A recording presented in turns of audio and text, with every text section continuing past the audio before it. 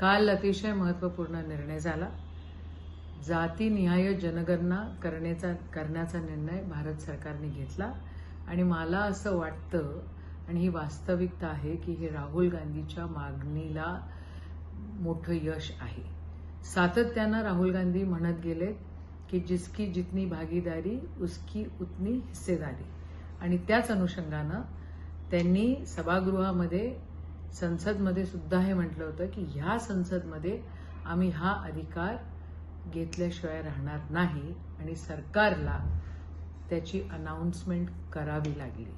पण पुन्हा एकदा राहुल गांधीजी म्हटले की ते कधीपासून सुरू होणार आहे, कधी त्याचं इम्प्लिमेंटेशन होणार आहे, त्याच्याकडे लक्ष देण्याची गरज आहे.